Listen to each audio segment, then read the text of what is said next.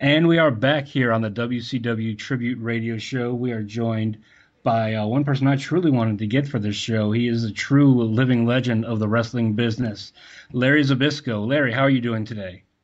I'm doing really good, Andrew. Living in Orlando, floating in the pool, playing golf, going to Funlands now and then. It's hard to beat Florida, brother. Right, yeah.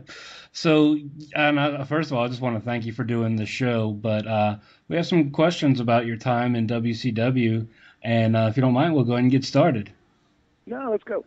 All right, now, first of all, is how did you first get involved with WCW? That's an interesting story. It was kind of interesting. WCW formed when the NWA folded. They got to the point where they were losing a lot of money and blowing a lot of money foolishly and not booking it correctly. So the Crockett's mom stopped, wouldn't give them the Crockett boys, any more money.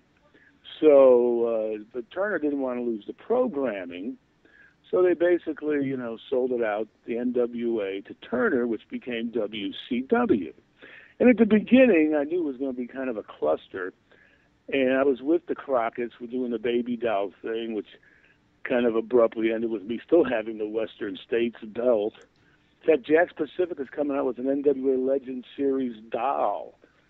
And I'll be one of them with the Western States belt. Should be out any time.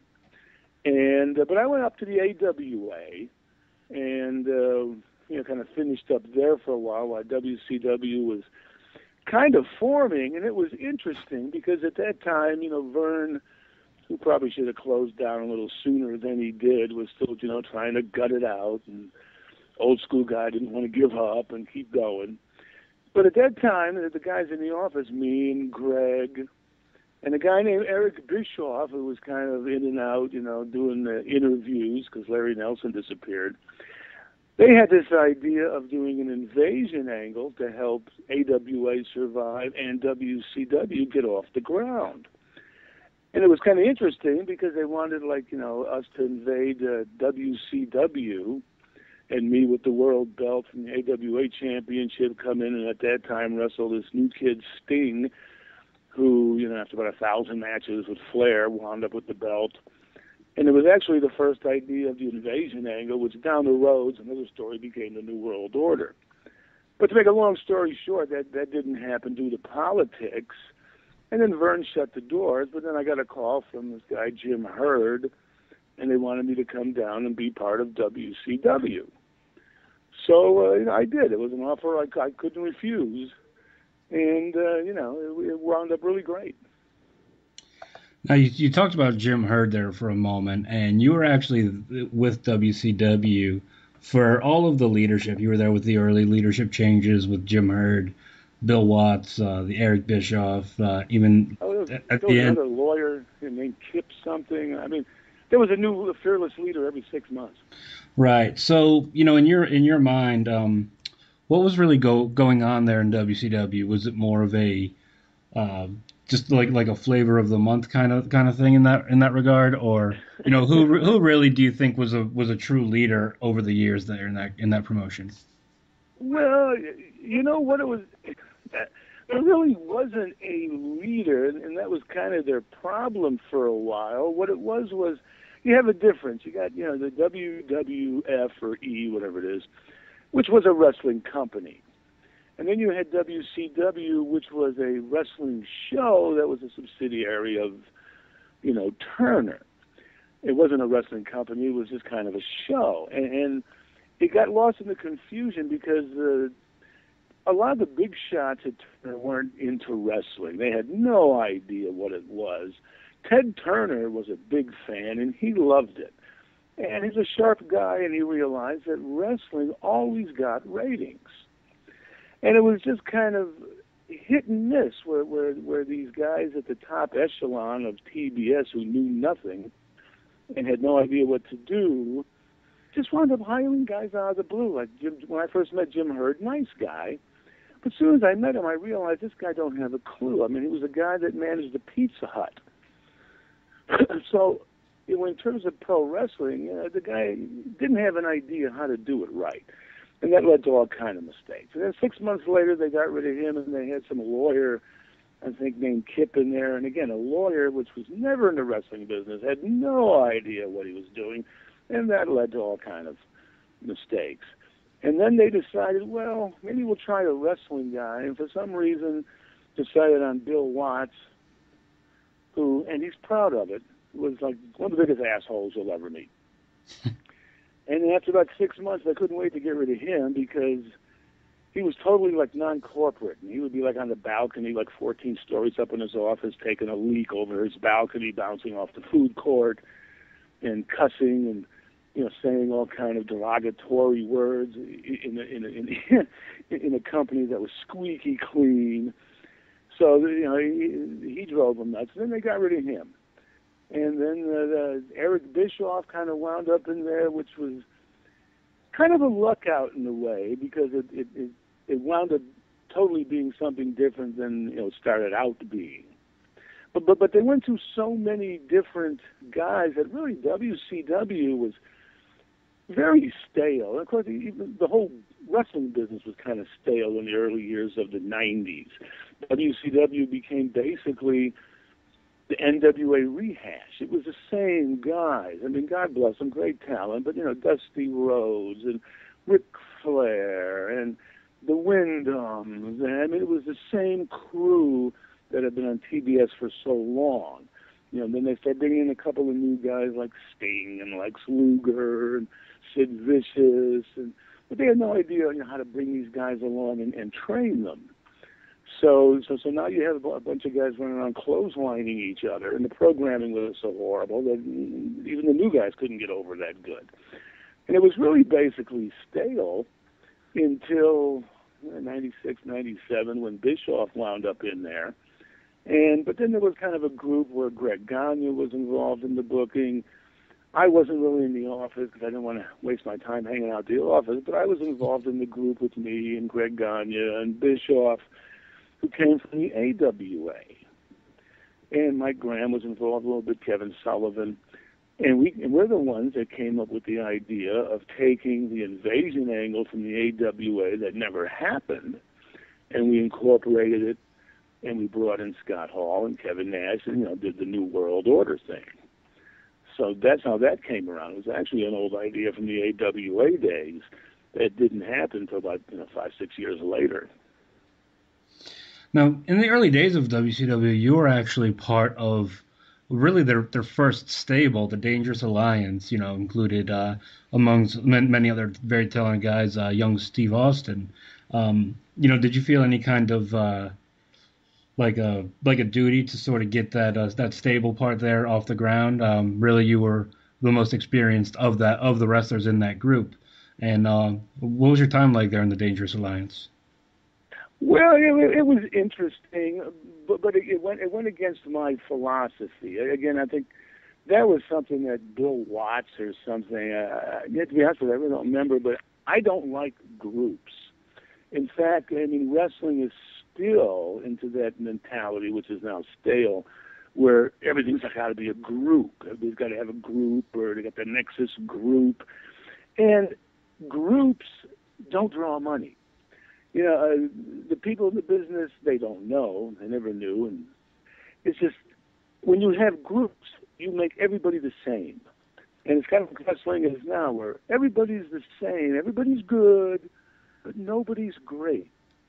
And I didn't like the group. And one reason, number one, was right before this Dangerous Alliance started, me and Arn were teaming as the Enforcers. And the Enforcers were really getting over big. Arn was great. And, me and Arn would walk out, it clicked, and you could feel that old school rumble when we walked out because people bought it. And then it diluted a bit, with the Dangerous Alliance. And the talent was good. Rick Rude was in it. He was, one guy. But, Stunning Steve at the time was a good upcoming talent, had a lot of potential and stuff. Paulie, and then threw the Medusa in. But groups are something that dilute people that could become stars, because to draw money, stars draw money, not groups, and that's kind of the problem today, where everybody's a group of guys, everybody's the same, but nobody's great. It was like boxing. Boxing wasn't nothing, but then Muhammad Ali come along. We had one guy that was great, and it became big. You know, same day when Bruno, you know, had one guy that was great. Wrestling was huge. The Hulk got over for a while. You know, one guy was great. Wrestling was huge. And then it was stale. You know, Stone Cold got over for a while. One guy was great, and the business was better, you know. So I was never big on the group thing. You remember that great match that you and Arn had with Ricky Steamboat and Barry Windham at the Clash of the Champions in November '91. Oh yeah, we had some classics with Bill Kazmaier and the Steiners, and then one of them, and then, you know, Dusty brought Dustin in, and then one with Dustin and Steamboat after me and Arn broke Barry's arm, and you know, but yeah, it was a good tag team, and actually it was. I didn't like the whole group thing because it really took away from the Enforcers, which was something that was getting over. So it was like they shot themselves in the foot. You know, again, being run by the company by too many chiefs that didn't know what they were doing, unfortunately. Now, shortly after you were sort of excommunicated from the Dangerous Alliance and storyline was when you began announcing. What was that transition like? Well, it was an interesting story because, like I said, I wasn't big with the groups, and it was too bad that the Enforcers, you know, they messed that up. And Bill Watts was in, and his, not only did, you know, he was not nice to deal with, his idea at the time was everybody who was established, everybody like 40 years old was worthless, and his idea was now to push young guys, which meant he's going to push his kid Eric Watts. And I saw him starting to abuse the talent. I mean, they book Eric Watts with Arn Anderson, who was great, and then in 5 minutes, Eric Watts would, you know, stretch Arn Anderson in the ring, and nobody believed it. It was horrible. So I didn't want to wrestle anymore because I wasn't going to let the upper echelon and their stupidity wreck 20 years of my hard work. And it was kind of a luck out because my one knee, you know, with the cartilage, you know, I needed like a scope to clean my knee out. So I took a leave of absence and got a little knee scope. And then I was sitting around, you know, the house, recouping. And at this time, I think they had Jesse the Body in there doing some voiceovers, but they didn't want to pay Jesse and fly him in. So they asked me, because I was under contract getting paid for sitting there, so they asked me if I'd sit in and do the broadcasting, you know, to do the color work. So I said, sure. So I went and did some voiceovers, and all of a sudden one of the producers comes running in, and he says, Jesus, you're the best guy we've ever heard. You were great. And they offered me a hell of a contract to do the color commentating. At first, I was pissed off. I said, I spent 20 years becoming the living legend, and now you want me to be Shivani? You know, but actually, it worked out good because I kept myself out of the line of fire of being destroyed by incompetent leaders. And I was also getting to the age where it worked out good, and I wound up getting more publicity, good publicity, because I wound up being on like most of the shows doing the commentating, and the fans loved me doing the commentating. So it was kind of a thing that happened that I really didn't even plan on, and you know, worked out really good. So there's something to believe when it comes to destiny. Now, what are some of your fondest memories of your time in WCW? Specifically, some of your fondest memories during the really lucrative period that WCW had in the late '90s. Well, you know, I mean, I had some cool ones. You know, like I said, when I got there, I really enjoyed teaming with Arn and doing some stuff, and then, of course, I wound up with the break. I didn't plan on with the broadcasting, and that worked out really good for me. But then it also gave me an opportunity a couple times to do something special that really got over cool. I mean, like in the mid-'90s, they brought this guy in, Lord Steven Regal. And Regal was great. And he kind of reminded me of me. You know, I mean, he used to get heat just standing there. But the upper echelon, you know, they didn't know what to do with the guy. So, you know, so I did a special thing where, you know, I did an angle with Regal, and stepped out of the broadcast booth and did a little feud with Steven Regal, and that was great because the guy could wrestle, he could do. I mean, it was like old school shit, and the people got into it. The ratings went up, and I did it to prove a point because I was getting so frustrated doing the broadcasting because at that time talent was going down the drain. And the company was focused always on trying to copy what McMahon was doing. And back then, McMahon was into all the steroid guys, all the bodybuilders, because he liked the way men's bodies looked like that. But these guys weren't wrestlers, and they didn't care about the business. All they cared about was their bodies. And the art of it got lost to where now all of a sudden you got all these guys that looked like Lex Luger that could do nothing, couldn't do promos, couldn't have a match. All they could do was stand there with their arm out and give clotheslines. That was about it. So I got frustrated and said, let me do a match. So me and Regal went on TBS and did a 30-minute match and just put on a clinic without throwing one clothesline. Brian Tillman was running around going, oh, my God, it was a clinic, and they didn't throw one clothesline. It was great. I was trying to set an example to show these guys how to have a match and do something cool without standing there like an idiot just doing clotheslines because it got so boring. Again, wrestling was still kind of stale. And it didn't work, but at least I tried. And then, of course, the big thing with the New World Order was really exciting for me because I'm the guy that programmed the whole thing. Like I said, the idea came from an old AWA idea, and what we did was, brought Hall in, and then Six Pack, and then Nash. But I'm the guy that programmed it all and set it up the way it was supposed to happen, that it would mean the most. And it was the hottest thing wrestling ever did and ever will see. So it's something that makes me feel good forever. That I was, a big part of really making, something super hot. So that was a big thrill. And then in fact, it got so hot I couldn't help it. So then I programmed myself into doing a match with Bischoff and a match with Hall, and then, and then those two pay-per-views we did were the two biggest buy rates WCW ever had. Definitely. Now, what is it that you feel caused the demise of WCW? Was there one event you could look at that sort of started that whole spiral? Well, you know what? It wasn't really any kind of event within the business. What it was an event where Turner, unfortunately, and TBS Time Warner got conned and lied to by AOL. AOL came in and made it look like they had a whole lot more money than they really had.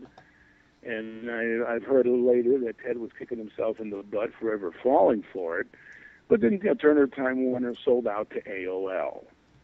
AOL didn't have the money they said. They messed everything up. The Turner stock took a dive, and Ted lost his power. Ted was the wrestling fan.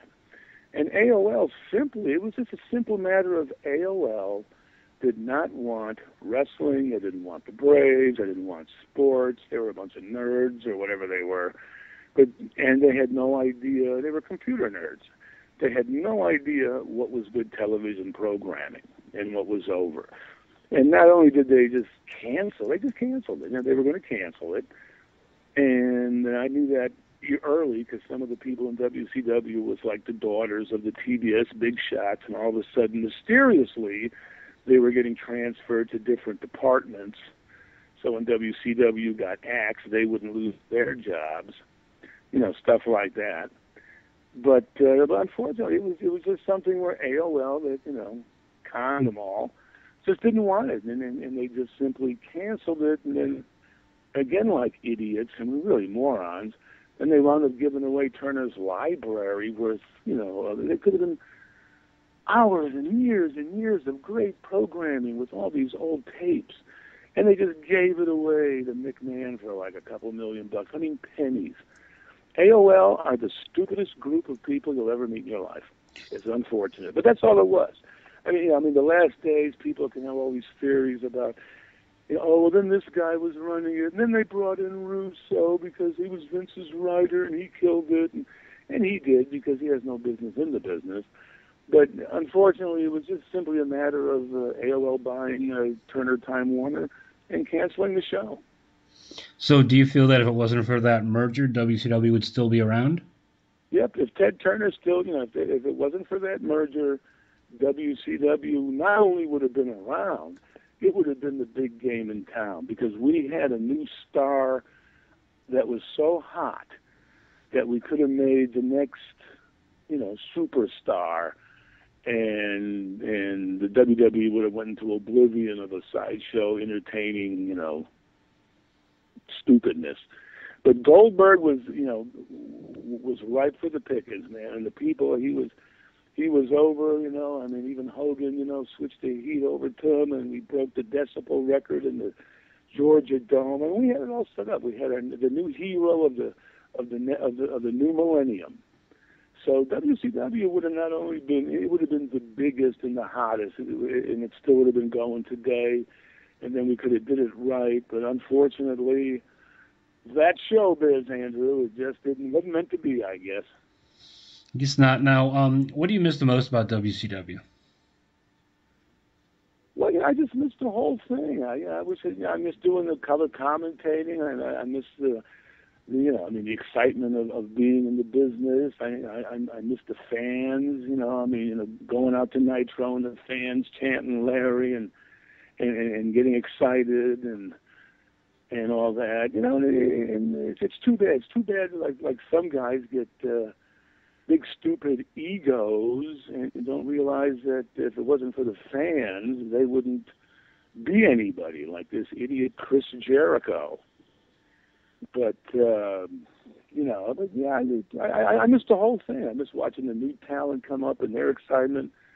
So it's too bad. It's too bad for the fans that AOL are a bunch of scumbags. It's really too bad.